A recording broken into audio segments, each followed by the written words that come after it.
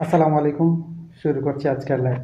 So যে বিষয়টি নিয়ে লাইভে আসছি মূলত আজকে শুক্রবার থাকার কারণে ভালো লাগছে এবং ফ্রি সময় থাকার কারণে বারবার আসা। সো সূরা নাজম থেকে একটা বঙ্গানুবাদ করে আপনাদের সাথে শেয়ার করছি। নিঃসন্দেহে আল্লাহ কোনো মানুষের অবস্থা পরিবর্তন করেন না যতক্ষণ না তারা তাদের অন্তর পরিবর্তন করে।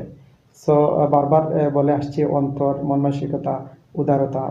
দিনের বেলাও উদারতা নিয়ে কথা বলেছিলাম। শুধু দান খয়রাত করলেই উদারতা নয়, অন্যের ক্ষতি করা থেকে বিরত থাকা বা অন্যের ভালো দেখতে পারা, হিংসা কম থাকা, জিদ, ঘৃণা, অহংকার, থাকাব্বরি এগুলো না থাকলে আপনার অন্তর অটোমেটিকভাবে আমাদের অন্তর ভালো হয়ে যায়। সো অন্যের মুখে হাসি দেখলে যেন আমাদের মুখ মলিন না হয়।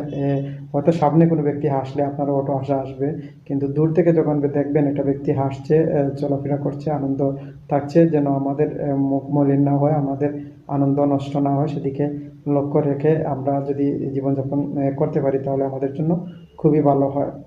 সো আরেকটা বিষয় রয়েছে, এখানে ফেলের একটা কথা রয়েছে, সহজে জেতার আনন্দ কোথায়, বাধা যত বিশাল বিজয়ের আনন্দ ততই বাঁধভাঙ্গা। সো যে কোনো বিষয়ে যখন বাধা আসবে, বাধা অতিক্রম করে আপনি সফল হবেন, স্যাটিসফাইড থাকবেন। সফলতা বলতে সফলতার একটা অনেক ধরনের মাপকাঠি রয়েছে, এক একজনের কাছে সফলতা এক এক ধরনের।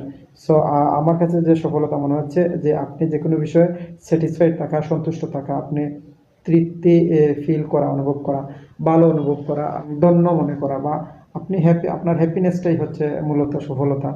যে একটা জিনিস করে আপনি স্যাটিসফাইড থাকছেন, ভালো থাকছেন। সো এগুলো করতে পারলে যখন আপনার জীবনে বাধা বিপত্তি আসবে, সেগুলোতে দেখবেন যখন অতিক্রম হয়ে যাবে, পরবর্তী সময় যখন আপনার লক্ষ্য উদ্দেশ্য অর্জন হবে, তখন আপনার জন্য আনন্দদায়ক হবে, পর্যাপ্ত তৃপ্তির অনুভূতি আসবে। সো আরেকটা বিষয় হচ্ছে, বেঞ্জামিন ফ্রাঙ্কলিন বলেছেন যে সকালে দেরিতে জাগবে সে সব কিছুতেই পিছিয়ে যাবে। সো সকালে দেরিতে জাগা, আমাদের সিলেটবাসী যারা রয়েছে মূলত সিলেটের অধিকাংশ ব্যক্তি আমরা দেরিতে উঠি ঘুম থেকে, আমাদের লাইফস্টাইল কিছুটা ব্যতিক্রম।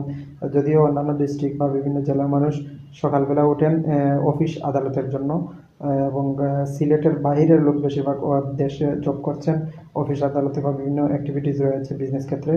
এবং সিলেটের প্রবাসীরা বেশি থাকার কারণে এক দুইজনের ইনকামে বাকি সবাই চলেন, সেজন্য দেরিতে উঠলেও অসুবিধা হয় না, সেজন্য এরকম চলছে। সো কথা হচ্ছে, নিজের কিছু করতে গেলে, ভালো কিছু করতে গেলে, অর্জন করতে গেলে সকালে অবশ্যই উঠতে হবে, সকালের নাস্তা করতে হবে।